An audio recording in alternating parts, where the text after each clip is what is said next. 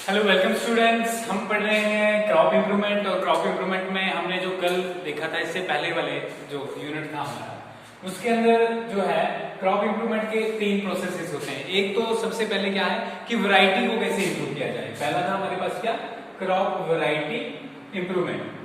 Variety improvement, ठीक है।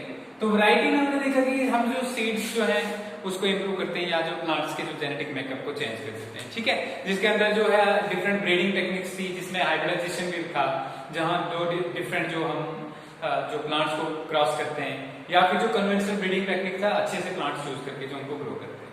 आज हम पढ़ेंगे, एक बार हमने जो वैरायटी ले ली तो उसके बाद उनको ग्रो करने के बाद हम उनके लिए क्या क्या कर सकते हैं, ठीक है। तो उसके बारे में पढ़ेंगे। तो crop production management, production management मतलब जो प्रोडक्शन होती है, पैदावार होती है क्रॉप्स की, उसको कैसे मैनेज किया जाए ताकि हमारे पास ज्यादा से ज्यादा जो है यील्ड निकले, ज्यादा से ज्यादा प्रोडक्शन हो। तो क्रॉप की प्रोडक्शन की मैनेजमेंट कैसे होती है। क्रॉप आपको सबसे पहले पता होना चाहिए कि क्रॉप को क्या क्या चाहिए होता है, ठीक है। क्रॉप को उगने के लिए न्यूट्रिएंट्स चाहिए होते हैं, ठीक है। क्या चाहिए होते हैं? न्यूट्रिएंट्स चाहिए होते हैं। दूसरा, क्रॉप को उगने के लिए वाटर चाहिए होता है।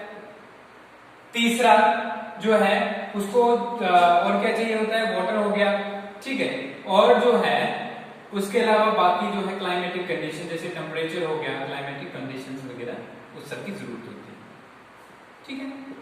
तो इन 3 चीजों को हम लेके जो है डिफरेंट, सबसे पहले हम न्यूट्रिएंट्स देखेंगे। न्यूट्रिएंट्स क्या होते हैं? न्यूट्रिएंट्स जैसे करके हर एक ऑर्गेनिज्म को ग्रो करने के लिए जो है कुछ ना कुछ चाहिए होता है। जैसे करके हम खाना लेते हैं, खाने के अंदर डिफरेंट न्यूट्रिएंट्स होते हैं, कार्बोहाइड्रेट्स होते हैं, फैट्स होते हैं, विटामिन्स होती है, प्रोटीन्स होते हैं, तो ये इंपॉर्टेंट होते हैं।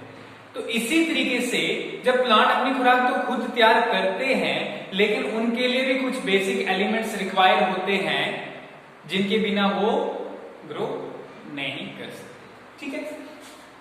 अब न्यूट्रिएंट्स अगर हम बात करें, न्यूट्रिएंट्स क्या हुए? These are essential elements, essential elements that are required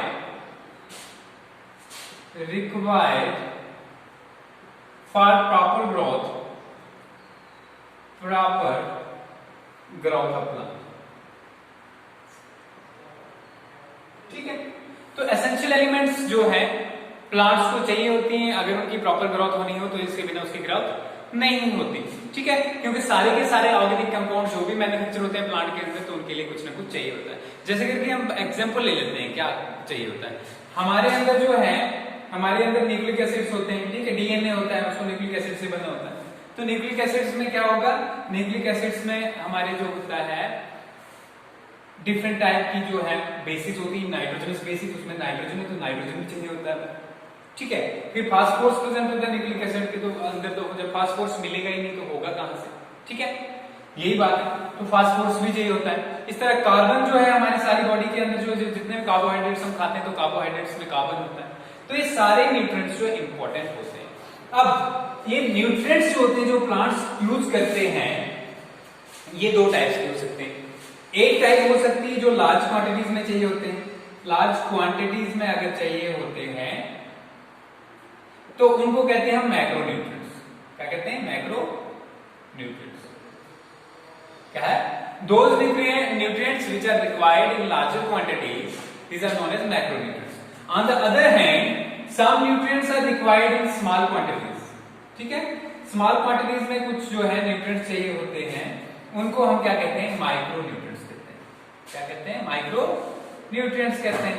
अब माइक्रो न्यूट्रिएंट और माइक्रो न्यूट्रिएंट 2 टाइप के न्यूट्रिएंट होते हैं। इसमें आता क्या है? लार्जर क्वांटिटीज में कौन से चाहिए होते हैं और स्मॉलर क्वांटिटीज में कौन से चाहिए होते हैं।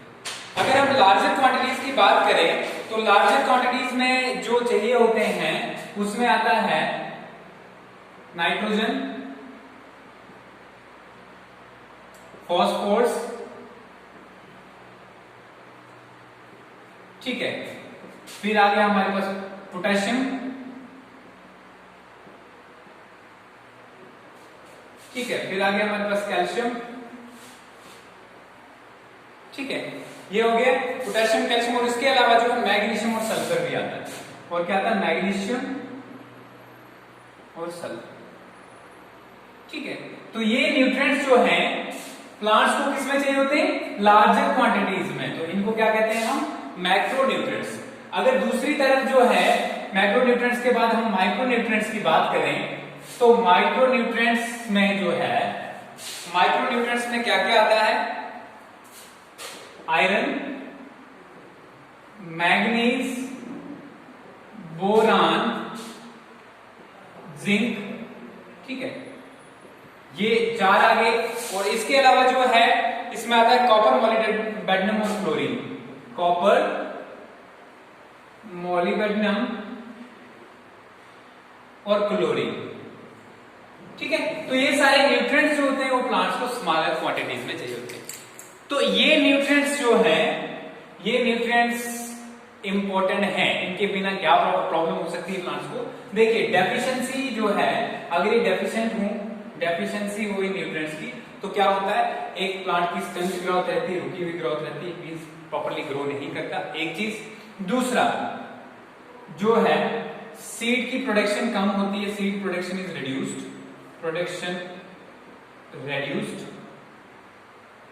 एक चीज, ठीक है।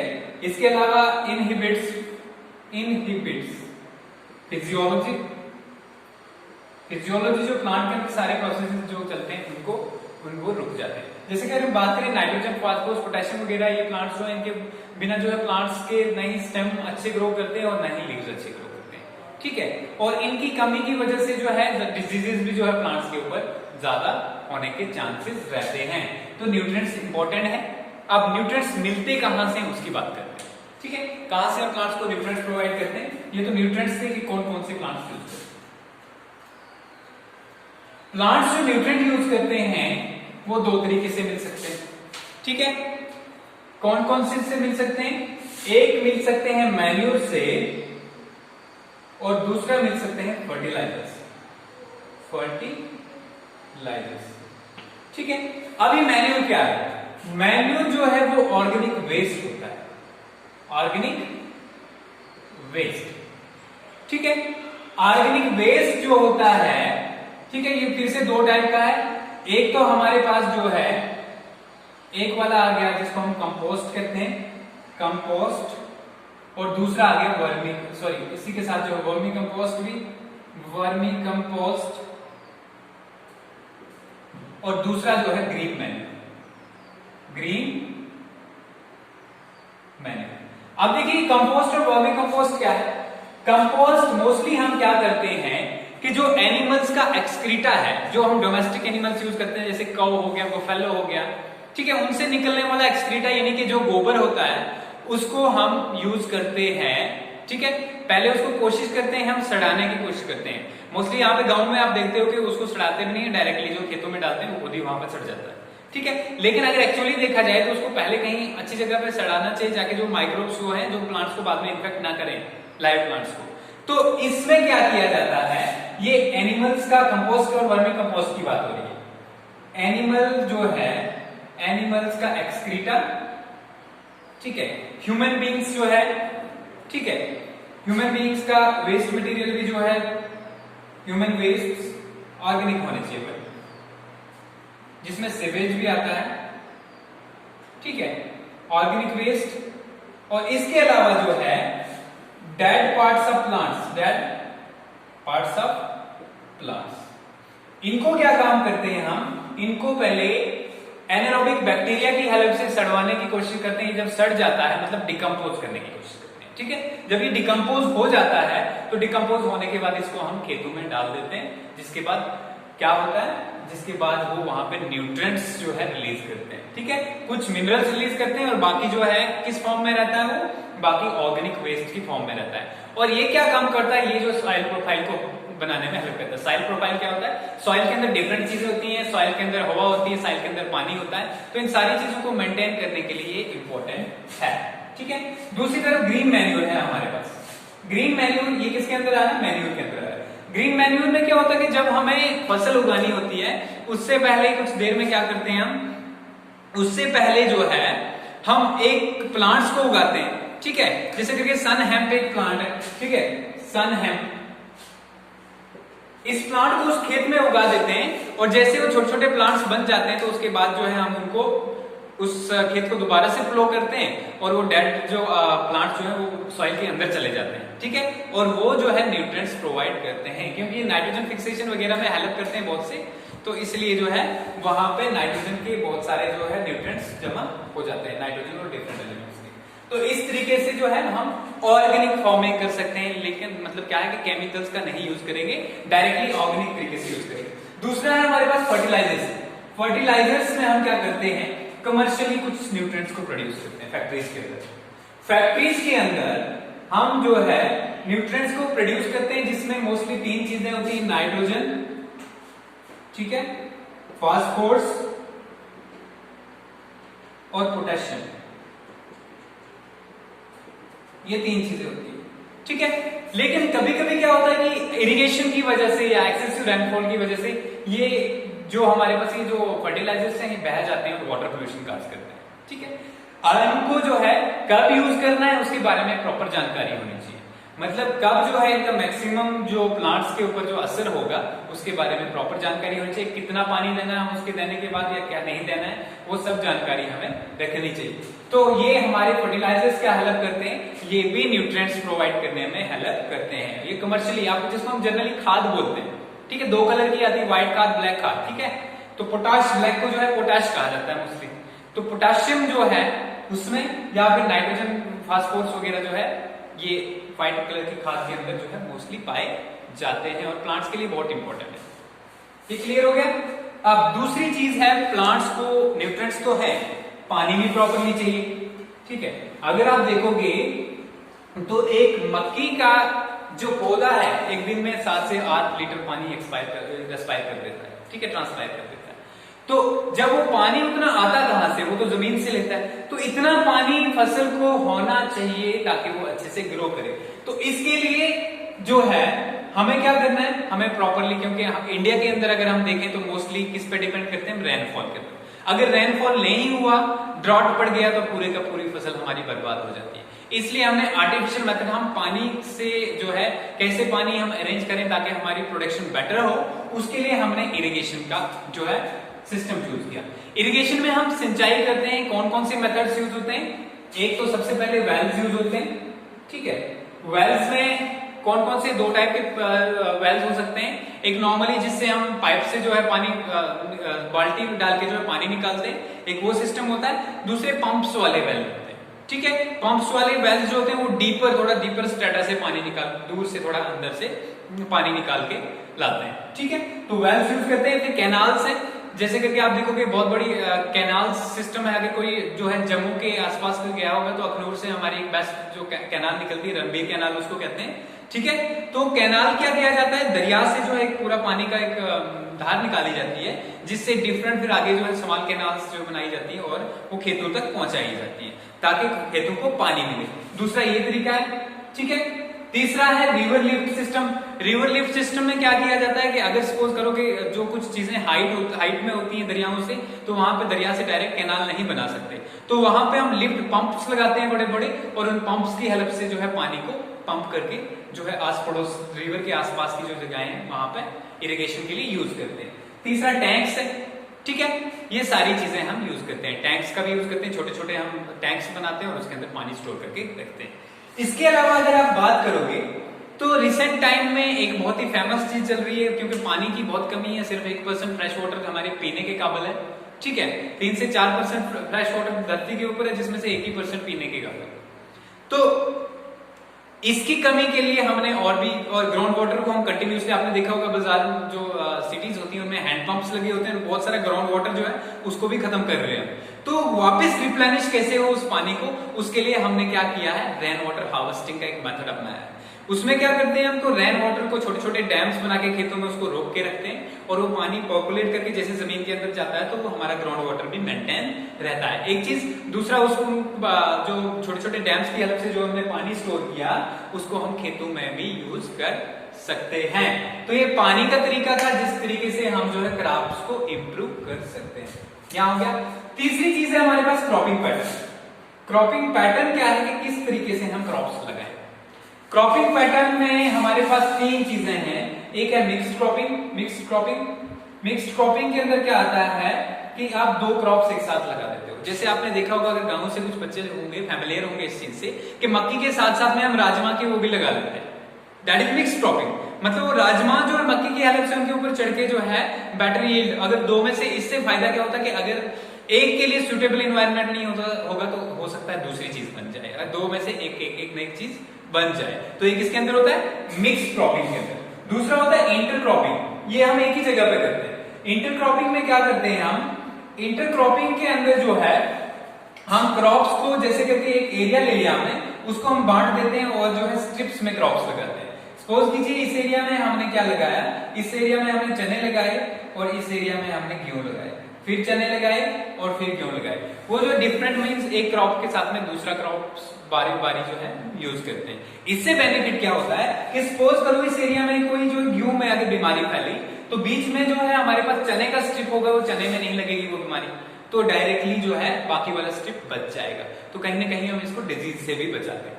दूसरा हो गया।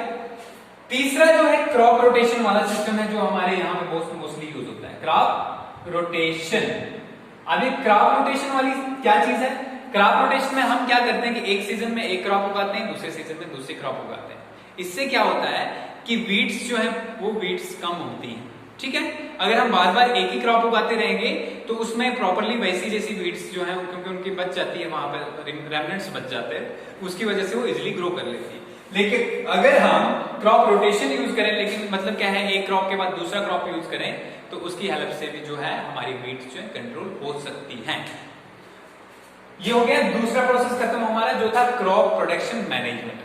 अब लास्ट जो है इसमें हमारा वो है क्रॉप प्रोटेक्शन मैनेजमेंट। क्या है क्रॉप प्रोटेक्शन मैनेजमेंट? कि हमारे पास जो क्रॉप्स को उगाई हमने प्रॉपर न्यूट्रिएंट्स भी दिए, हमने प्रॉपर पानी भी दिया, लेकिन फिर भी क्रॉप्स को नुकसान होता है। किससे नुकसान होता है वो देख लेते हैं हम। क्रॉप प्रोटेक्शन मैनेजमेंट में क्या है, क्रॉप प्रोटेक्शन मैनेजमेंट के अंदर ये है कि देखिए कि क्रॉप्स के बीच में कब कुछ जो है अजीब प्लांट्स उग जाते हैं जो क्रॉप्स के न्यूट्रिएंट्स को खा जाते हैं और क्रॉप्स प्रॉपर्ली ग्रो नहीं करते।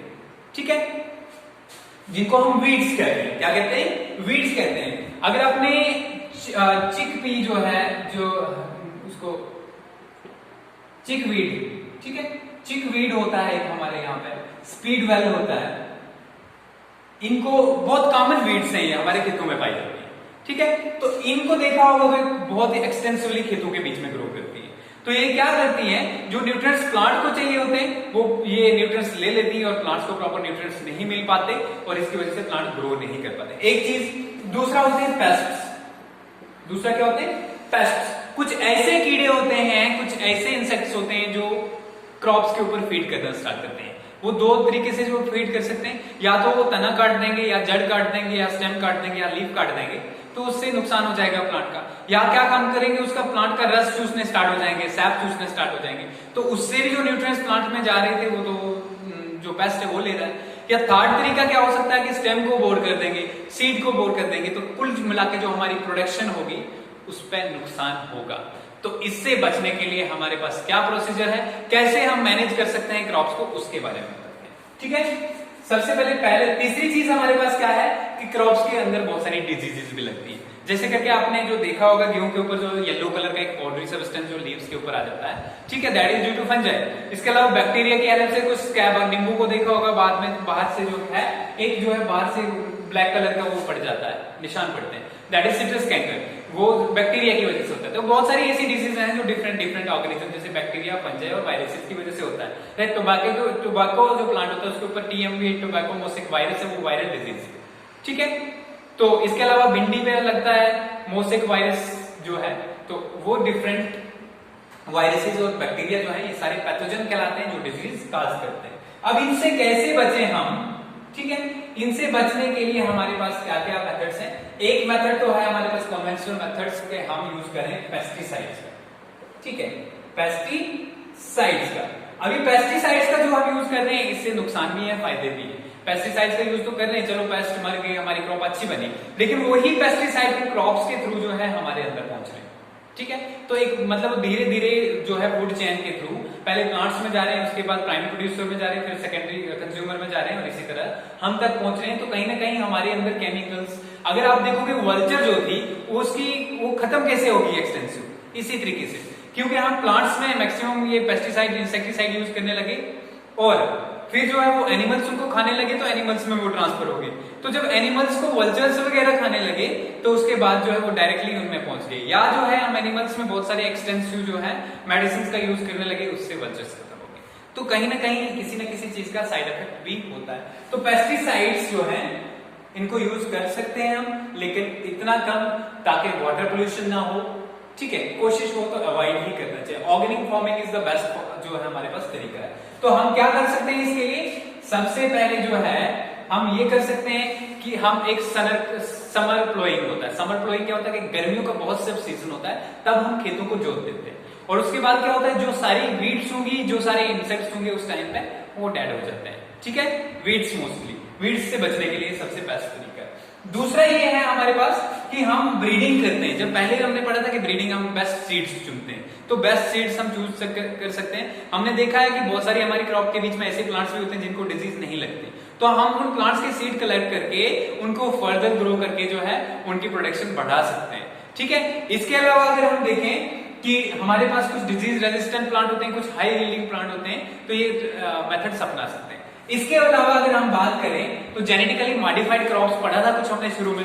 जेनेटिकली मॉडिफाइड क्रॉप्स में हम क्या कर रहे हैं, जैसे करके कॉटन की एग्जांपल बताई थी, हमने एक बैक्टीरिया का जीन उठा के कॉटन के अंदर डाल दिया जिसको बीटी कॉटन कहा जाता है। तो उसके अंदर क्या होता है कि कॉटन जो है वो इंसेक्ट रेजिस्टेंट हो गया, मतलब जब भी उसको इंसेक्ट खाते हैं तो वो डेड हो जाते हैं, ठीक है। वो बैक्टीरिया के अंदर जो जीन है वो एक ऐसा टॉक्सिन सिक्रीट करता है कि वो इंसेक्ट डेड हो जाते हैं। तो ये हमारे पास पूरा था क्रॉप इंप्रूवमेंट। नेक्स्ट में हम देखेंगे जो हमारा एनिमल हस्बेंड्री है कि एनिमल्स की मैनेजमेंट कैसे करें, एनिमल ब्रीडिंग कैसे करें, उसके बारे में देखेंगे, ठीक है, ओके।